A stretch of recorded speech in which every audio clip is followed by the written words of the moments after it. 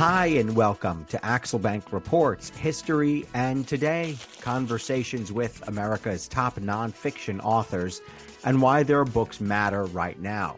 I'm Evan Axelbank, and today we're going to speak with Dr. Jason Lantzer, the author of Dwight Eisenhower and the Holocaust, A History. He's written 8 books now and is the assistant director of the University Honors Program at Butler. Thanks so much for being here, Dr. Lantzer. Thank you for having me, Evan. Before we start our interview, I do want to invite listeners to our Patreon page to ask for your support in keeping the show going. Go to patreon.com/AxelbankHistory. We will donate part of your contributions to a charity for children's literacy. Even Dwight Eisenhower had no clue as to the extent of the devastation to the Jewish people that the Holocaust had inflicted, at least not until the very end. It wasn't until he was among the liberators at the Ohrdruf concentration camp, 30 miles from Buchenwald, where the Americans found thousands of bodies and thousands more starving Jews and members of groups deemed undesirable by Hitler. When Dwight Eisenhower finally had his full call to action, the Americans weren't just fighting racism, they were fighting to make sure that this never happened again, in his determination. When he stepped into the Ohrdruf concentration camp, Dr. Lantzer, the first one that was liberated by the Americans, what did he find, and how did it motivate him to personally attest to what he'd seen? When Eisenhower arrived at the camp, he had spent the morning at not too far away at the Merker salt mine with Generals Patton and Bradley, and they had this an event that's popularized in the Monuments Men movie and book. They had a pretty fun morning, and then someone suggested that they go visit this camp that had been discovered about a week before. And Eisenhower agreed. The party went, and they are immediately overwhelmed by what they saw. There are still thousands of portions of bodies that had been burned or attempted to be destroyed in some manner. The survivors of the camp are still there, and American GIs are attempting to help those survivors continue to survive. For Eisenhower, this is a wake-up call. This is something that, unlike most of his men who probably had no idea that there was a camp system, Eisenhower knew about the camps. He knew that there was a labor camp program that the Nazis were running. He had no idea what that meant. And so this is a shock. It's a shock as well because, and perhaps we'll talk a little bit about this, American intelligence had largely missed what was going on in the camps, in part because they weren't looking for it. He saw it as an intelligence failure. He saw it as something that he was grappling with from the moment they arrived to comprehend. And he saw it as now what this war was really about. It was about stopping this kind of brutality from occurring. It's going to galvanize him into action. It's going to propel him to publicize and to get the word out. And it's going to. So talk about that. I mean, why did he feel personally motivated to it didn't just impact him. He felt personally motivated to take action, to start to spread the word about this. Like a lot of Americans of his generation who had gone through the First World War, and Eisenhower was in the army during World War I, although he doesn't get deployed to Europe. They had witnessed a barrage of propaganda put forward by Great Britain prior to America's entry into the war, and then by the U.S. government as well, about what the Germans were doing, especially in Belgium, but also in France. And then after the First World War, much of that propaganda was found to have been just that, propaganda. It didn't happen. It wasn't factual at all. And so there's an underlying worry that any stories that are getting out about what the Nazis are supposedly doing prior to April of 1945, or maybe even January of 1945, when Auschwitz is discovered by the Soviets, that is just propaganda again. And suddenly Eisenhower is confronted with the reality that no, this is bad. In fact, it's worse than they could have imagined, because they weren't thinking in those terms at all. And as a result of that, he wants to make sure that no one thinks that what he's reporting back is in fact propaganda, that no, this is real stuff. This is what is happening. And in fact, this is really what the war's about. What did it say about his political instincts that he understood that unless firsthand witnesses could describe what they saw, that this crime of the century could be papered over? He was an incredible and very astute judge of the political situation that was involved with running the war. In fact, that's one of the things that got him the job as Supreme Allied Commander, was his ability to assess the situation on the ground, but also assess the political realities of building an alliance and keeping an alliance, of working with the military and with politicians, all while also accepting full responsibility that when he was given an order, it was his job to fulfill it, the sort of chain of command that he held very sacred.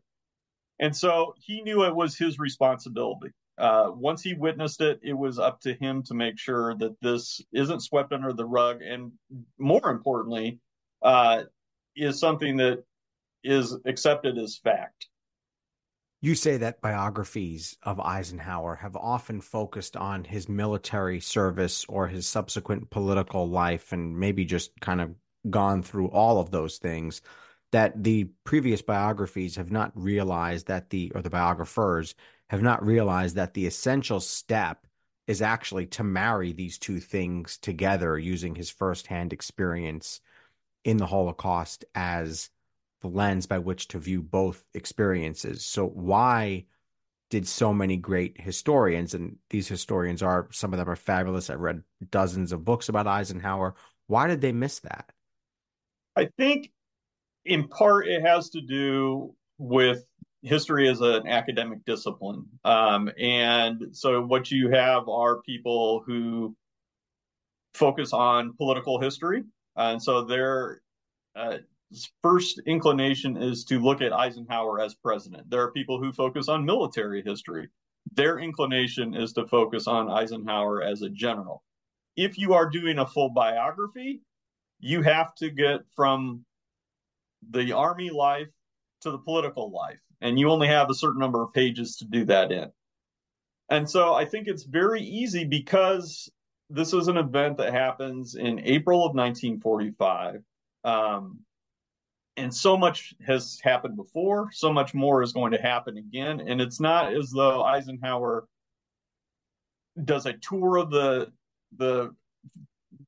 further liberated camps. He's really only ever at Ohrdruf. It's all it takes. And so it's this one moment.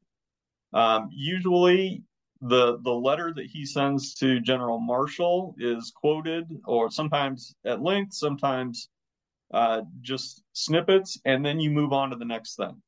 Because the Holocaust, when you're thinking of Eisenhower in World War II, is not a primary focus,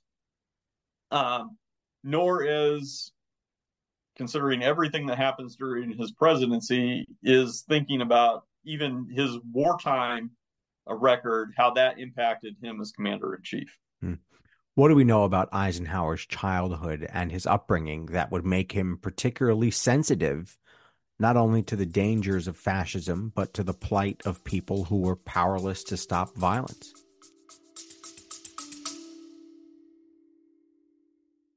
Baking from our childhoods just sticks in the memory, doesn't it? We never set off on holiday without piles of Tupperware. And there'd always be Bakewell slice, flapjacks, and tray-baked scones in the boot. Do you not do that, Lisa? No.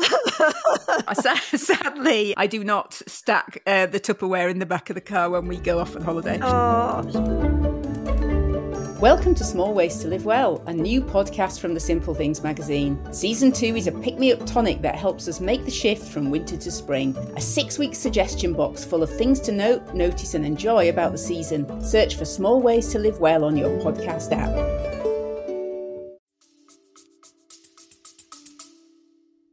Eisenhower grows up in a very religious Midwestern family, a family that is historically pacifistic. As a boy, though, I would say two things happen. One is his parents instill in him a very strong moral code that is in turn reinforced actually by his chosen profession. They also raise him as part of that moral code and religious upbringing that he is to treat everyone with kindness. It doesn't matter who the person is. And that's very easy, I think, to do and to think of. Well, of course, you want your kids to be nice and polite to everyone, but that's something that stuck with Eisenhower moving forward.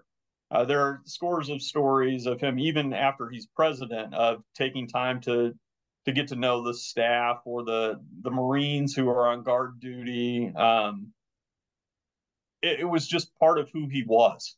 The other thing that's interesting with Eisenhower's childhood is that he gravitates to military history, political history, the kinds of things that his parents no doubt disapproved of. There are stories of his mom taking books and locking them up, that kind of thing.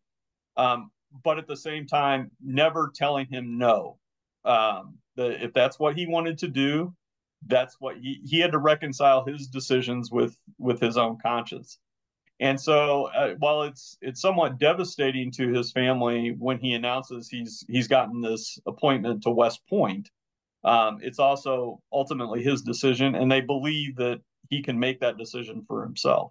How and why did he rise up through the ranks of the military to get to this unbelievably high position where he's overseeing the invasion at Normandy? There's a long life he lived, but just briefly, yeah. I think there's a lot of good fortune, providence, luck involved. Eisenhower is very good at what he does. And one of the things that he does very well is get noticed by officers, higher ranking officers, who recognize his smartness, his brilliance, and take him under their wing and sort of help him along. The other thing that's interesting about Eisenhower's rise and the reason some of these officers even get a chance to identify him as sort of a protege is that he doesn't go to France during World War I. Instead, he stays back in the U.S. He's too good at training soldiers to be sent to lead them into combat. And because of that, he falls into that sort of staff officer track, and other officers then sort of pick up on, hey, this guy is special. And so we're going to help him along. I think it's really an awesome part of your book where you describe how he was as a commander. He wanted to show his subordinates, and just about everybody was his subordinate by the end, but he wanted to show the sort of worker bees in the military that he would be hands-on, that he was willing to go to battle for them. Just explain that and explain the impact that would have when he then goes to the concentration camp and is among them as they discover this horrible scene. I think a big part of that, again, has to do with his own background, but it's also by the time he is Supreme Allied Commander, he feels the weight of command. He knows what he's doing. It's not academic. He is sending men and women into harm's way. He knows that what they are doing is destroying things, killing other human beings, and it weighs on him. And it weighs on him in a way. Probably the most famous example is right before the D-Day landings, where he goes out and meets with the paratroopers, and he tries to engage. And while he does engage, there's no try about it. He engages in small talk with them, not talking about the mission, not talking about not a pep talk, but rather, where are you from? Oh, you like fishing? I love to fish. You grew up on a farm, so did I. You're going to go back and be a farmer, just trying to be with the men because he knows what they're about to do. And so I think when he comes face to face with the camps, not only is he right there with his men, he's smelling, he's viewing, he's learning. One of his aides at one point tries to get him to leave, and he says, "No, we're staying here. I have to get this." He soaked it all I in. read that quote. Yeah, I read that quote. Yeah. How do you think that impacts his findings, the credibility that those findings and his reports then have? I think there's no one that can say, "Well, you were told this, right? That Mm-hmm. this is something you're passing along to us." He was there. He knows what he saw. He knows what was explained to him by some of the prisoners. One of the former now liberated prisoners is a guide for the Americans as they go along, and they explain the torture devices. They explain what was going on in this building, what was going on in that building. Um, at one point, Eisenhower pulls one, or he gets one of the men who's there who speaks some German, and Eisenhower's official translator hasn't arrived yet. They weren't planning on the whole entourage making this trek, and the soldier tells Eisenhower, is like, my German's okay, but it's not great. And Eisenhower says, "That's okay. I speak German. I just need somebody else to give me time to process what I'm seeing." Mm. So again, he's working with his men, and it's going to be his account. It's not going to be somebody else telling him and then him passing it along. I thought it was fascinating that it took an actual intelligence tip for the Allied forces to find this camp. They actually had to process this and figure out where it was. Um, what does that say about the lengths the Germans went to hide what they were doing? But then also just describe how this camp, or is it Ohrdruf? Yeah. Ohrdruf, describe how this camp fit into their system here, this evil, horrendous system, and how it was all used by the Nazis. So Ohrdruf is a sub camp of Buchenwald, the much larger and more famous concentration camp that'll be liberated just a few days later. The camp system is both incredibly private and incredibly public at the same time. The Nazis are building these camps oftentimes very close to cities. The SS, who runs the camps, there is a belief that these camps could be money makers. It's an incredible thing to believe that, or to understand or appreciate that here you have a group of Nazis who are not just trying to win the war, but also profit off the war at the same time. Um, and so the camps are often places where not only are the inmates, the prisoners, doing things for directly in the camps for the war effort, um, or for the betterment of the Third Reich, but they will also be hired out to businesses in the neighboring cities. And so Ohrdruf is a small camp. It's not a large camp at all. Even at its peak, it's a couple tens of thousands of men when you're talking about camps that sometimes are close to 1 million or more people. Um, so the camps in that area of Germany are farmed out to do a variety of things. There's a camp nearby that's also part of the Buchenwald system that's, working on vengeance weapons. There's another one that's building an underground tunnel system for a command post that never gets finished. There are people working in factories. And so it is an intelligence failure. The amount of camps that are uncovered by American forces because they come upon a prisoner who's made it out, or dead bodies, and they just follow it along the road, follow the string of bodies along the road until they get to this place. And then what is this? Because, and I think this is important to note, while policymakers back in Washington had a fairly good idea of what those camps were, um, and Eisenhower knew there was a camp system, and some of the men had heard rumors. Some of them had family that were in these camps, especially those who had fled Nazi Germany as children and now were old enough to serve in the U.S. military. Jews, now Jewish Americans. And they knew of the camps. They knew of a camp system, some of them, but most of the men didn't. And when you look back at the newspaper coverage, when there had been talk of the camps, by and large, it's not front page news most of the time, especially pre-war, and when we're talking about a story getting picked up on a wire service that then gets disseminated across the country. It's usually a very small article. It's very rarely on the front page. It's never on the top fold. It's buried. And then once the war starts, the focus isn't on that coverage either. So these men are, in very real ways, going in blind.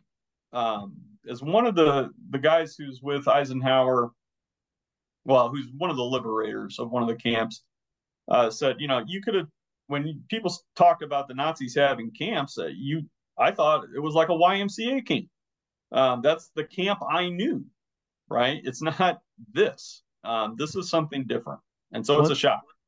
One thing I love to ask authors about is how they wrote the books and some of the thought process behind it. So I have a couple of questions about that. One is, before we get back to the plot here, your book starts with the acknowledgments, which is more common in academic writing, but I think that's cool. And so it was just great that I read about how your research took you to the central database of Shoah victims, and there were 150 people with the last name Lantzer in it. You're not sure if you're related to them, but how did just seeing that name in the database bring a certain motivation to your research, bring all this home?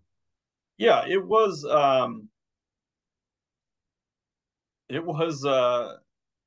revelatory moment, to be sure. Because one, you don't know, and there is no real way to know necessarily at this point. I kept thinking to myself, this is this like a common last name from where I grew up? That's like Yoder or Miller. Just people have that last name for whatever reason. But once I saw the numbers, once I saw, and I think I say this in the acknowledgments, that, from doing some family history, I know that part of my dad's family way back in the day is from that general area. You don't know, but there is for sure a responsibility. Suddenly, this is much more. It's not just an academic exercise. You have a responsibility. And I mean, I feel that as a historian, every time I jump into a topic, there's a responsibility to get the story right. But this became personal in a very different way. See, and it's amazing because our family is Jewish, and my last name, you type it in and there's no victims. There's no names in there. It's incredible how that works. How did you approach the literally giant store of history already done on Eisenhower? I mean, I'm not an Eisenhower historian, and I don't know. I'm looking now. I guess I have like 5, 6 books on my shelf that are just Eisenhower, and then not to mention all the other books that he's in, which is another, 3, 4 dozen. How do you approach that? Do you have to read every single book and know what every single person says? Or can you just sample and determine what the general prevailing thoughts were?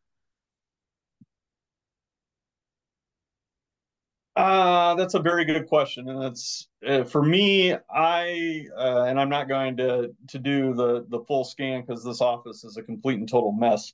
But you can see from you got plenty of books. Yeah, I've got lots of books, and but part of that is when I get into a topic, I do want to read as much as I humanly can on that subject, because I want to know what others have written. I want to know too what I might be missing and where I should be going next. So a lot of my work with other sources, and like you, I've got some of the big I had some of the big name Eisenhower bios before. But a lot of that work then becomes checking what sources they were using, so that I can also take a look at those. For So sure, you're going into the index, yeah, into the bibliography, which one? Yeah. yep, looking through the notes, Making a tree out of it. Yeah. and then you do want to make sure that, especially when you're quoting people a lot, that you're getting their argument. You don't want to just cherry pick quotes. But it is vast, and it's not just Eisenhower. I mean, I think one of the things that maybe, I won't speak for others, but when you're trying to take a moment, which I was, of this encountering the camps, and what does that mean? I don't know how else to do it but to talk about Eisenhower, you know, his life. You've got to have his background. That means, yeah, you got to dig into those biographies and maybe some other things, other histories that tell you about the times in which he grew up and whatnot. You also have to deal with him as a soldier, which means you've got to do all the military history. Again, pre-war too, you've got to understand who this guy was coming into this job.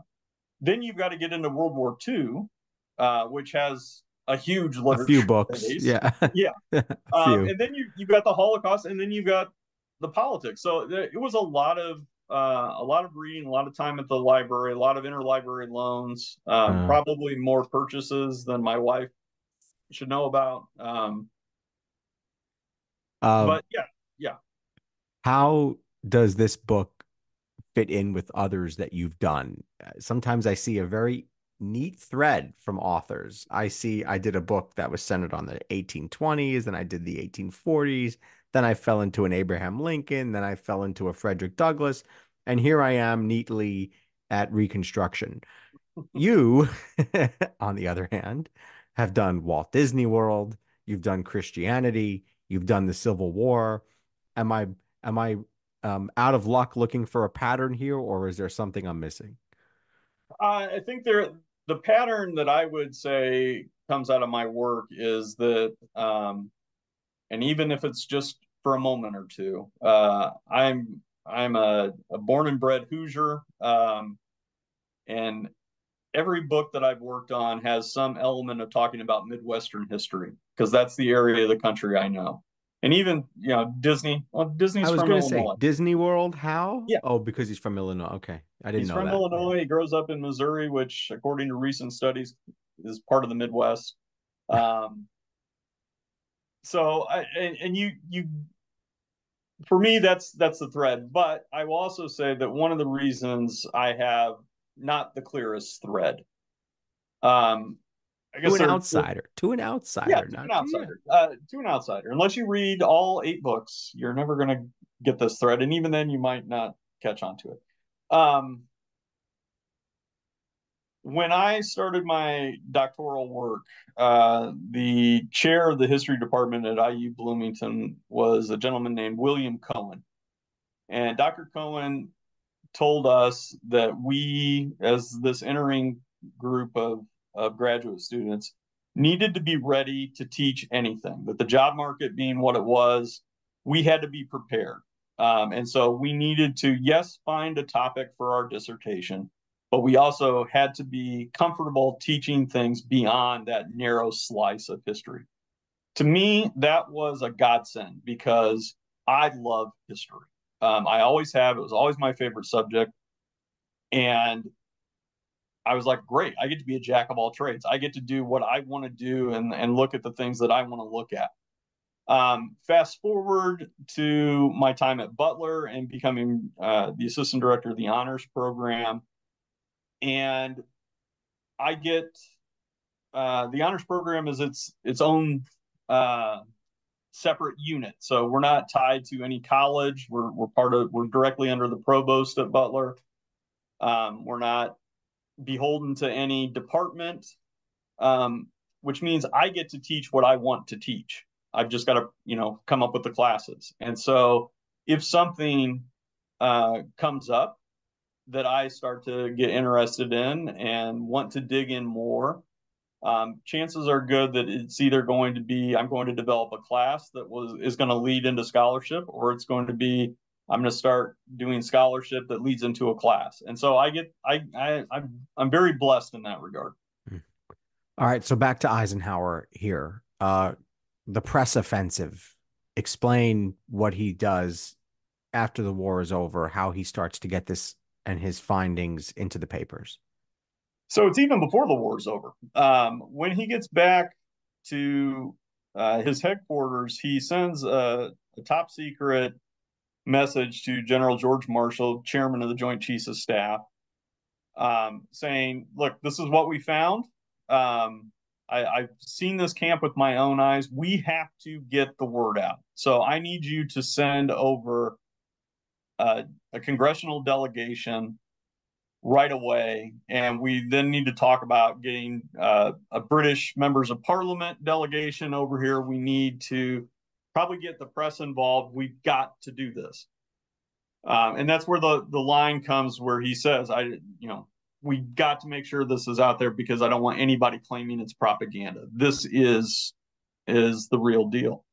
Marshall, within hours of having read that memo from Eisenhower, has leaders of Congress in his office in Washington, D.C., and they are literally fighting over who gets to go. There are members of Congress who have hurt feelings when they don't get to pick, and it is a bipartisan effort. It's split down the middle between Republicans and Democrats, even though the Democrats control Congress, and it is split between the House and the Senate, and a delegation is sent off within about 36 hours. They're on their way to Europe. And by the time they get there, other camps have been discovered, other camps have been liberated. The tour gets bigger. Once word of that gets out, and Eisenhower is meeting with these congressional leaders, he's going to meet with subsequent groups as well. But once word gets out that there's a congressional delegation of big names, including the pro tem of the Senate, goes. Other members of Congress, some of whom are already in Europe, begin asking for tours as well. They want to go see the camps. There's going to be a delegation shortly after the congressional delegation of some of the top newspaper editors in the country who are sent over, and they get a tour of the camps. And the fact that it was Eisenhower first, do you think that makes a difference in how the initial message is received? There's no doubt. I mean, this is not something, again, that goes up the chain of command in the sense that some colonel is sending it back to Washington and it's getting read by a general who then passes it on, and it gets Eisenhower writes directly to Marshall. And Marshall and Eisenhower have a fabulous relationship. And when Eisenhower says, this is what we need to do, even though Marshall is his senior, Marshall says, let's get it done. What direct communication, if any, was there between Dwight Eisenhower and, at that time, I guess it's President Truman? So it's very interesting. Eisenhower has meetings over the course of the war with President Roosevelt several times. The day they visit Ohrdruf is April 12th. On April 13th, news reaches Eisenhower. In fact, he's woken up after visiting the camp that night that President Roosevelt is dead. And so it was literally that night that he passed. That's unbelievable. Yeah. So Eisenhower's relationship with Truman is becomes very interesting over the course of the next few years. But Eisenhower has no idea who Truman is. I mean, he was, until a few months before, just a senator from Missouri that Eisenhower would have really never had any interactions with. And so he's an unknown. Truman's an unknown. And frankly, Eisenhower's got other things to think about in those initial couple of weeks, because he's got to deal with the end of the war. Yes, it is this incredible moment, but the war is still continuing. And in the next few weeks, more camps are going to be discovered. And within a month, the Germans have surrendered. So, and then there's a whole other chapter on what comes after that. And how does Harry Truman, when he starts to really grasp what was going on, how does he react?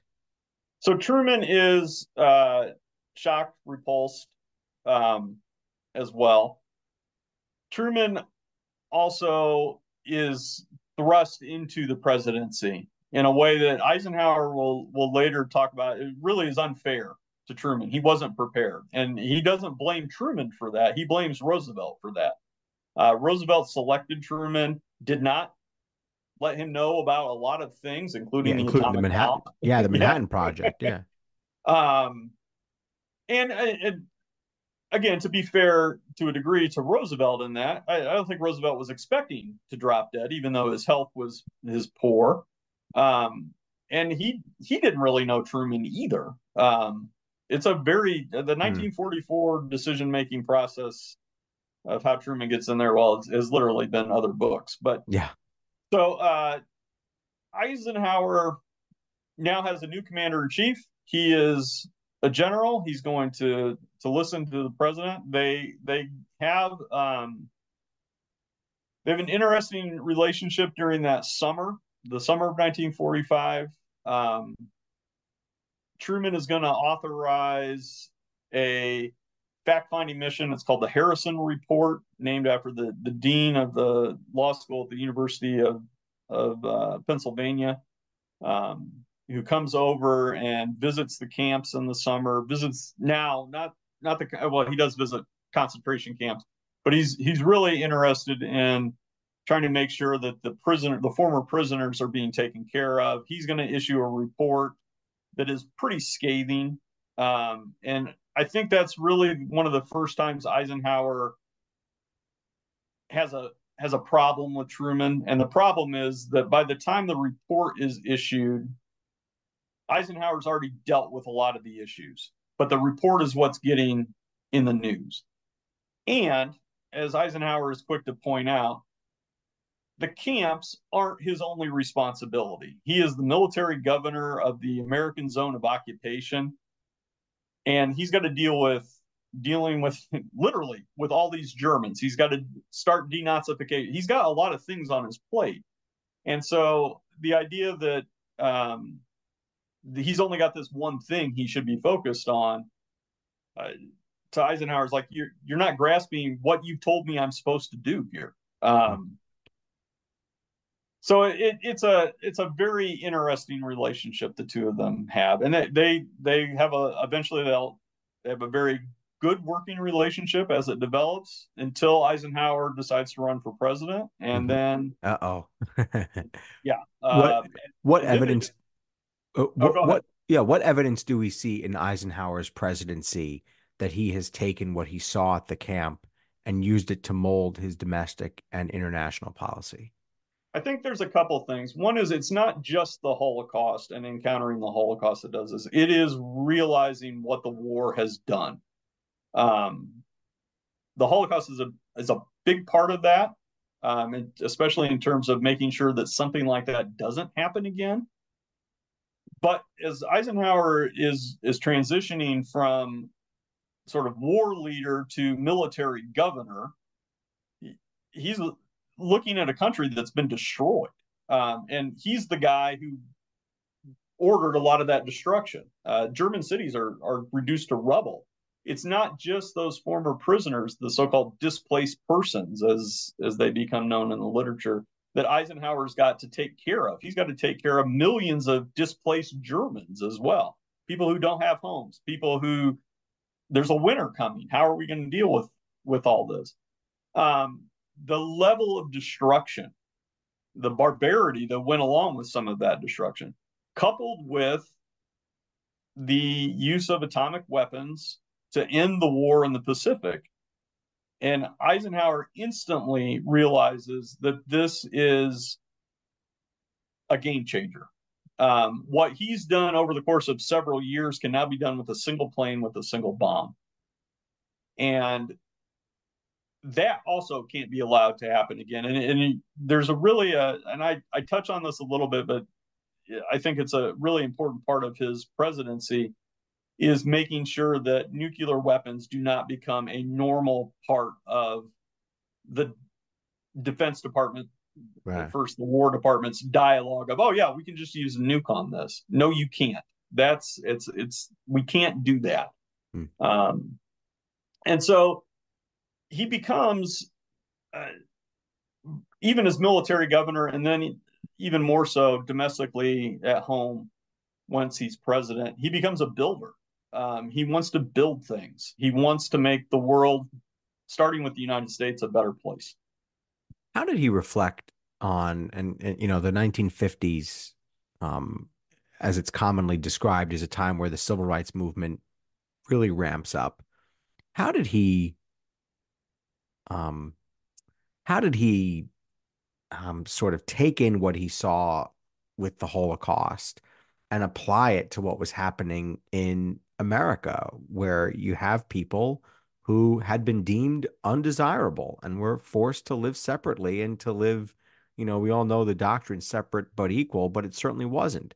How did he take his experience there and seeing Nazi Germany and bring it back home and apply it to the civil rights movement and to the plight that Black Americans were living under?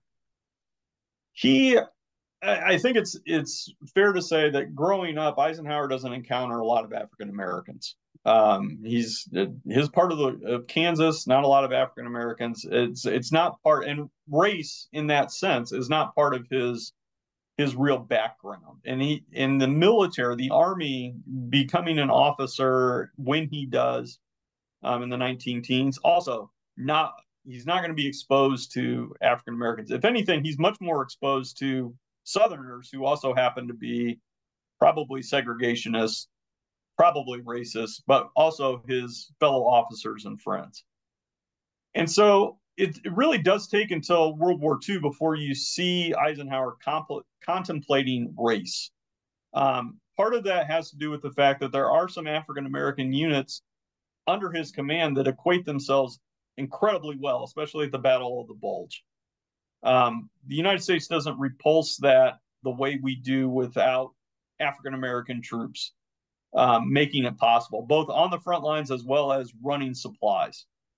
And he also is then in the military when President Truman takes the really big first step in the late 40s and begins pushing back against, from the White House, pushing back against sort of racism and segregation, desegregating the military. Probably what Truman is best known for in that regard. And Eisenhower is going to be a part of that. He accepts it. He moves with it. This is what we're doing, and it makes sense to him. As president, he is a very cautious on race. It's not something he's comfortable really talking about. It's not going to be a top priority. He has other things that he's got listed out that the United States really needs to deal with. However, if you look at his speeches, if you look at what he's talking about with especially the Department of Justice, it is, we need to enforce the laws equally. He talks a lot about how he hopes that eventually Jim Crow in the South is going to come to an end. And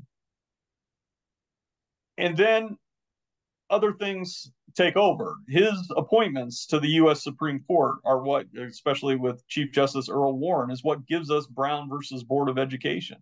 And so it becomes this happy moment, really, in the 1950s, where you've got a president who's willing to act. He's not going to be on the front lines, but he's willing to act, coupled with a domestic push by African Americans for equal rights. And this goes back to the war, in which there is a movement called the Double V campaign. They're going to be victory abroad, but victory at home.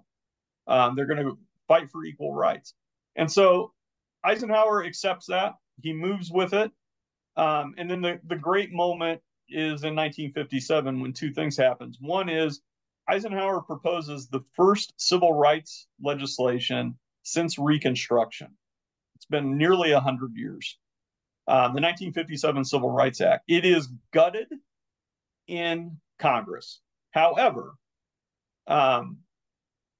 Lyndon Johnson, who is as Robert Caro describes I him, the think there's a master of book the about Senate. this somewhere. Yeah. Yeah. He says, look, he tells his fellow Southerners, who are the ones who are doing the gutting, look, we have to give the president something. So gut it, but we're going to give him something. And so the 57 Civil Rights Act is the first one that gets passed since Reconstruction. Not perfect, but it's the first step. And at the same time, you've got the Brown decision, and especially the focus comes in on Little Rock. And Eisenhower believing that they've reached a deal with the governor of Arkansas and the city of Little Rock to allow several black students to go to the main high school, and then the governor reneging on that deal. And that really that irks Eisenhower. It irks him on a personal level. It irks him on a professional level too. Supreme Court's ruled, you need to follow it. You told me you were going to, and now you're not. So he sends in the army. What was his view of the creation of the state of Israel? Eisenhower will say, when he's asked, and he's asked on the campaign trail in 1952, would you have supported the creation of the state of Israel? Eisenhower says, I don't know that I would have done it as quickly as President Truman did. But it is a state. It is our ally. And I don't support it going anywhere. And that's really at the bedrock of his policy from day one. Now, that being said, the administration also attempts especially in during his first term in office, there is an attempt to try and work within or work with Arab states as well. They don't want to be seen as Eisenhower doesn't want to position the United States as solely on the side of Israel to the detriment of these new countries that are also gaining their independence. Excuse me. And that is related to the Cold War. This worry that these new states in the Middle East, which also often happen to be very oil rich, are going to fall under the sway of the Soviet Union. And so there's an attempt to walk a middle ground. However, by the end of his presidency, Eisenhower is not only a staunch defender of Israel, but he's come to realize that Israel is probably America's chief ally in the region. And also, he really appreciates the fact that the state of Israel, despite its size, is able to take on and defeat much larger armies. And so I think he's impressed. He's impressed with what they're able to do.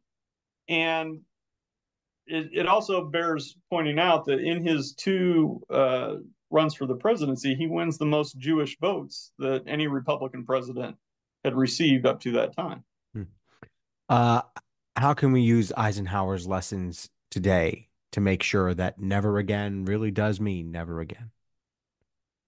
First of all, I think Eisenhower would talk to us, or should talk to us, as we have to have goals. He believed that, in the sort of founding documents of the American Revolution, the American experience, these places, especially the Declaration, they're very aspirational. We're not perfect, and I think he'd be the first to tell people that we aren't perfect. But we set a pretty high bar for ourselves. And so setting the bar of never again, that there can never again be a Holocaust, that's worth doing in and of itself. Now you've got to try and live up to it. And that means talking about it. It means not forgetting. It means passing that knowledge on. And he's very, very astute in that regard, in that when he first notifies Marshall of what he's seen at Ohrdruf, he uses the phrase something along the lines of, someday someone might say this didn't happen. I'm paraphrasing there. He knows that at some point the eyewitnesses aren't going to be with us anymore. And so it's going to be important that we create that foundation so no one can ever doubt it. And so I think education, was and continues to be a legacy of Eisenhower's in regards to that. It's not just setting that aspirational goal, it's also making sure that the next generation understands what he witnessed firsthand and what those people who survived, and especially those who died, what they went through as a result of other people making the decision that it was okay to make them, deem them as others, place them into camps, and kill them. All right, a little lighter of a question here. Is Eisenhower your favorite president? I do like Ike, and you fall in, when you're working on a biography, and a colleague of mine reminded me of this earlier this week when he asked me, he goes, so how do did you fall in love? I think was the term he used. Did you fall in love with Eisenhower through all this? And I was like, well, I already kind of liked him, but I liked him even more after I was done. I think he sets a very high bar, a bar as president, quite frankly, and we could take the rest of his life out of the equation. He accomplished quite a bit in his 8 years, a lot of which he didn't get credit for either at the time or for decades later. And it comes down in part to his belief that you needed a strong leader in the White House. And he was convinced, and he tells people this, starting with his wife, and when he decides to run in 1952, that we need to have strong leadership, that the world is a dangerous place. And he's convinced that he can be that leader because he's done it before. What was it like? What was it like for you to visit Normandy, to stand there and feel the wind and feel the air and observe these places that were truly where one of the greatest stories ever told happened? I'm old enough to remember President Reagan's speech at the 40th anniversary at Pointe du Hoc. I talk about Normandy and Gettysburg, visiting Gettysburg as a child, and then Normandy as adult. Those were the two places that probably shaped me more than anything else into becoming a historian. For Normandy, it was World War II, but it was the picture that Reagan utilized or created in that speech of these are the boys of Pointe du Hoc. I can remember as a 9-year-old just getting chills, realizing that those guys were sitting in that front row and he's talking to them about what they did, and that I was, I'm old enough. They're my grandparents' age, kind of thing. Like, yeah, this is within living memory at the time. So getting to be at Normandy was, on one part, it was the fulfillment of a childhood dream. It was my first trip to Europe too, and there I am at this spot that was so significant, and then so impactful for me. I'm a big believer, and I always have been in my professional life, that on the ground history is irreplaceable. That being able to be where the people that you're studying about or that you're writing about were, to see the things that they saw, or at least some of the things that they saw, that shapes you and your writing in really fundamental ways, and helps make it much more personal. Have you decided yet what you're going to do next? I'm currently working on a project that deals with the Northwest Territorial Ordinance. So something a little bit completely different. That's your pattern, though. That's the thread, right? Yeah, that's the thread. I'm also, though, I've been encouraged as I wrapped up work on Eisenhower, and as the book sort of started to come out last fall, I've gotten some feedback already, and I'm very interested in, I think, continuing to look at the shift. in what it means, even though it was just for a few weeks. But the shift, cognitive shift, not just on the ground, but the cognitive shift amongst American soldiers, whether they're at Eisenhower's level or they're a private, when they encounter the camps, what does that mean for how they view the war? Eisenhower says at one point, the American soldier might not know what he's fighting for, but now he knows what he's fighting against. And that is a pretty profound statement, and shows just how big that shift, at least for Ike, was. And I think I want to explore what that means. And I think that has wider implications moving forward too, because how does that then, that's going to percolate through how the United States perhaps views the Cold War and subsequent wars and military engagements we've been a part of. Very cool. Two cool projects. Dr. Jason Lantzer, the author of Dwight Eisenhower and the Holocaust, A History. Thank you so much for being with us. Thank you, Evan. Check out the book and his social media feed on the website formerly known as Twitter at HistProfDad. I want to invite listeners to our Patreon page to ask for your support. In keeping this show going, go to patreon.com/AxelBankHistory. We will donate part of your contributions to a charity for children's literacy. And thank you for listening to Axelbank Reports, History and Today, conversations with America's top nonfiction authors and why their books matter right now. Check us out on Facebook, Twitter, and Instagram at Axelbank History. We update those with clips from the show, guest announcements, and book recommendations. See you next time. Thanks.